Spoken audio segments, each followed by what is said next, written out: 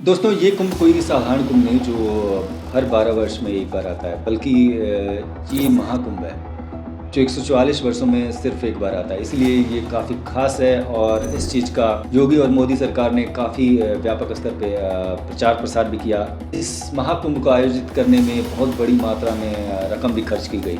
ये महाकुंभ जितना ख़ास है, उतना ही भव्य इसका आयोजन भी हो रहा है। इस महाकुंभ में यूपी की योगी सरकार लगभग 5500 करोड़ रुपए खर्च कर रही है, वहीं केंद्र सरकार इस पे 2100 करोड़ रुपए खर्च कर रही है। इससे आप अनुमान लगा सकते हैं कि कितना भव्य आयोजन महाकुंभ का किया गया।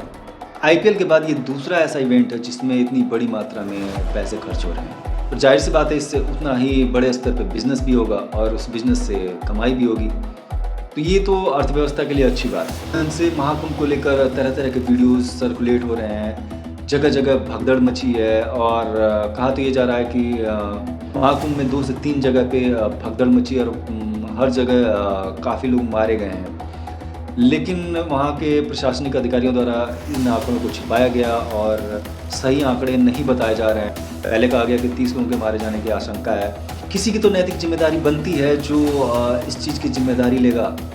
वहाँ इतनी बड़ी मात्रा में फ़ोर्स लगी हुई है, वहाँ की व्यवस्था को नियंत्रित करने के लिए भी फ़ोर्स लगी हुई है। किसी की जवाबदेही नहीं बनती जो इस चीज़ का जवाब दे कि वो सही आंकड़े क्या हैं या कितने लोग मारे गए हैं। विपक्ष भी पूरी तरह से हमलावर है, वो इस चीज़ पे लगातार योगी सरकार पे हमला कर रहा है। विपक्ष का कहना है कि इन्होंने वीआईपी कल्चर को यहाँ प्रमोट किया है, उसी का नतीजा है कि इतनी बड़ी मात्रा में वहाँ पे अव्यवस्था फैली और कई जगह पे भगदड़ जैसी स्थिति पैदा हुई और वहाँ पे भगदड़ मचने के कारण बहुत सारे लोग मारे गए। कुछ साल पहले पीएम मोदी ने अपने मन की बात कार्यक्रम में कहा था कि हम वीआईपी कल्चर को नहीं मानते, हम ईपीआई को मानते हैं। ईपीआई यानी एवरी पर्सन इज़ इम्पोर्टेंट। जो अगर हर पर्सन इतना ही इम्पोर्टेंट है, हर व्यक्ति के जान की उतनी ही कीमत है, इस महाकुंभ में वीआईपी कल्चर के पास किसने जारी किए? वो कौन अधिकारी या मंत्री हैं जिनके कहने पर ये पास जारी किए गए? इनके आंकड़ों को सामने लाना चाहिए और जनता को बताना चाहिए।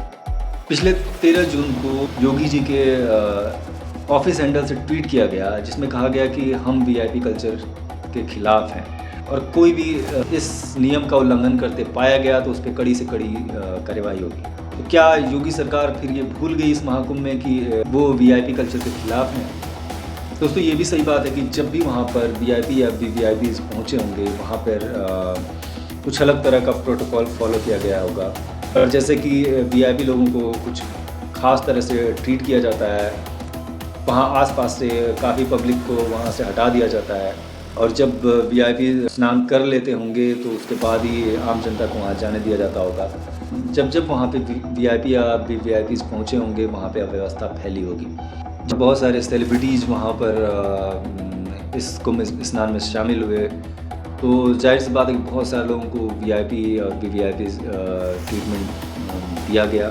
आम लोगों को जिससे बहुत सारा परेशानी का सामना करना पड़ा, लेकिन इससे नहीं फ़र्क पड़ता कि आम आदमी की क्या वैल्यू है। इसी से समझ में आता है कि आम आदमी की शायद कोई वैल्यू ही नहीं है या आम आदमी के जीवन की कोई कीमत नहीं है, वरना वहाँ पे वीआईपी के लिए इस ढंग की व्यवस्था नहीं की जाती तो शायद इस ढंग की घटना नहीं होती। सपा मुखिया अखिलेश यादव भी इस घटना से काफ़ी आक्रोशित नजर आए और विधानसभा का सत्र शुरू होते ही उन्होंने इस मुद्दे को बहुत तत्परता से उठाया और काफ़ी आक्रामक दिखे। उनका कहना था कि हम बजट पर चर्चा बाद में करेंगे, पहले ये बताइए कि महाकुंभ में कितने लोग मारे गए।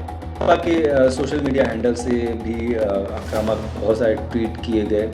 उसमें से एक ट्वीट में कहा गया कि जनता के लिए ना कोई सूचना पट है और ना ही किसी तरह की सुविधा। जनता रो रही है, जनता करा रही है, जनता दर्द में तड़प रही है, लेकिन योगी सरकार को कोई फर्क नहीं पड़ता। भाजपा मौज में है, पुलिस वालों को रईसों से पैसा मिल जा रहा है। आम आदमी जो हज़ारों किलोमीटर दूर से पुण्य कमाने के लिए आया है, उसके साथ योगी सरकार धक्का मुक्की कर रही है। यही विश्व स्तरीय व्यवस्था है जिसका डंका सीएम योगी आदित्यनाथ पीट रहे थे। ये ट्वीट सपा के सोशल मीडिया हैंडल से ट्वीट किया गया।